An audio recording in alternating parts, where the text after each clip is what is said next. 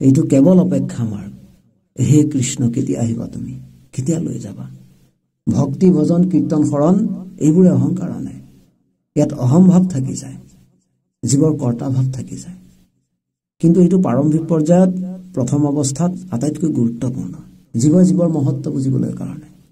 যেতিয়া এই সকলোবোৰ শূন্য হৈ বিৰহী জীৱই আতুৰ হয়, সংসাৰ দেশ ত্যাগ কৰি প্ৰভুময় হয়, প্ৰেমস্বৰূপ হয়, অপেক্ষাৰত হয়, তেতিয়া আৰু সাধ্য সাধন সকলো কৃপাৰূপী ৰচিত বান্ধ খাই কেৱল অপেক্ষাৰত হয়। আৰু অপেক্ষা কেৱল কৃপাৰূপী প্ৰসাদত জীয়াই থাকে। সেয়ে এই মাৰ্গ কেৱল অপেক্ষা মাৰ্গ। ইয়াত বিশ্বাসৰ চিন্তনো নাই লৈ যোৱাৰ, আৰু অবিশ্বাসো নাই লৈ নোযোৱাৰ। কেৱল একান্ত চিত্তে প্ৰতি ছেকেণ্ড অপেক্ষা। কোনে কৰিলে, কোনে কৰে, কোনে কৰি আছে আৰু কোনে কৰিব, মানি লোৱা মানেই জীৱৰ আত্মবোধ, শুদ্ধ নিৰাসক্ত। ভক্তি কৰিব লাগে, কীৰ্তন কৰিব লাগে, শ্ৰৱণ কৰিব লাগে, শৰণ ল'ব লাগে। এয়া জীৱৰ কৰ্তাত নাথাকে, এয়া কেৱল কৃপাৰ দ্বাৰা হয়। সেয়ে কৃপাৰ দ্বাৰা এই মাৰ্গ বাছনি হয়, কৃপাৰ দ্বাৰা এই মাৰ্গত থকা হয়। আৰু কৃপাই লৈ যাব যাৰ জীৱ তাৰ ওচৰলৈ। কেৱল অপেক্ষা কৰা। এতিয়াই এই মুহূৰ্তত সকলো কৰ্মবন্ধন ছিঙি, সকলো সহায়ক ছিঙি জীৱই অপেক্ষা কৰিব নোৱাৰে। জীৱৰ নিজৰ একো সামৰ্থ্য নাই, জীৱই সহায়কৰ সহায়তহে নিজে পৰিচিত হয়। নিত্য সম্বন্ধ ঈশ্বৰ কৃষ্ণৰ চৰণ কমলক পাহৰি থকাৰ কাৰণেই কৃষ্ণক সাক্ষাৎ কৰিব নোৱাৰে জীৱই, যাৰ কৃপাৰ সহায়তহে এই সংসাৰ পাৰ হ'ব পাৰি। আৰু যেতিয়াই কৃপা হ'ল, জীৱৰ অপেক্ষাৰ বাহিৰে একোৱে নাথাকে।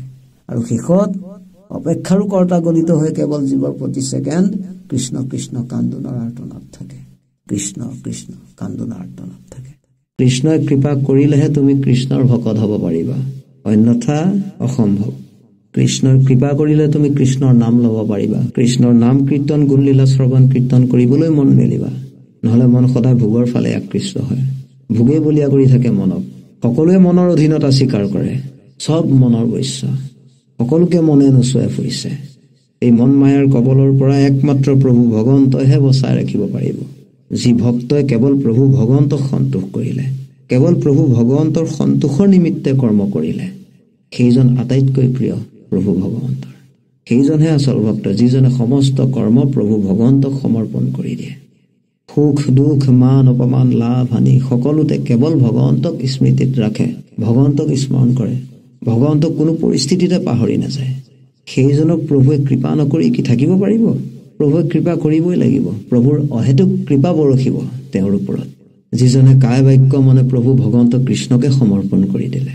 প্ৰভু ভগৱন্ত কৃষ্ণ আগতেও তোমাৰ পৰা বিলগ নাছিল, এতিয়াও তোমাৰ পৰা বিলগ নহয়, আৰু ভৱিষ্যতলৈও তোমাৰ পৰা বিলগ হৈ নাথাকে। তুমি মানি ললা দেহাভিমানৰ কাৰণে, দেহৰ আসক্তিৰ কাৰণে, দেহত তদাত্ম ভাৱ ৰখাৰ কাৰণে, মন ইন্দ্ৰিয়ৰ গোলামী স্বীকাৰ কৰাৰ কাৰণে। এবাৰ প্ৰভু ভগৱন্তক সত্য মানি প্ৰভুৰ ফলীয়া হৈ চোৱাচোন, প্ৰভুক বিশ্বাস কৰি চোৱাচোন, প্ৰভুৰ প্ৰতি শ্ৰদ্ধা আনি চোৱাচোন। যদি প্ৰভুৰ কৃপা নবৰসে কবা, সংসাৰৰ যি যি বস্তু ব্যক্তি স্থানে তোমাক আকৰ্ষিত কৰি আছে এতিয়াও, সেই সমস্তবোৰ ত্যাগ কৰি প্ৰভুৰ ফালে ঘূৰি আহি চোৱা। যি ভোগে বলীয়া কৰিছে, যি ভোগত আসক্ত হৈছা, যি ভোগে আকৰ্ষিত কৰিছে, সেইবোৰ ত্যাগ কৰি এবাৰ প্ৰভুৰ প্ৰতি আকৰ্ষিত হৈ চোৱা, প্ৰভুৰ প্ৰতি আসক্তি আনি চোৱা, প্ৰভুৰ বাবে বলীয়া হৈ চোৱা। এবাৰ প্ৰভুৰ ফালে ঘূৰাই প্ৰভুৰ কাৰণে বলীয়া কৰি চোৱাচোন এই মন আৰু ইন্দ্ৰিয়ক। প্ৰভুৱে তোমাৰ পৰা কেৱল মন বিচাৰিছে,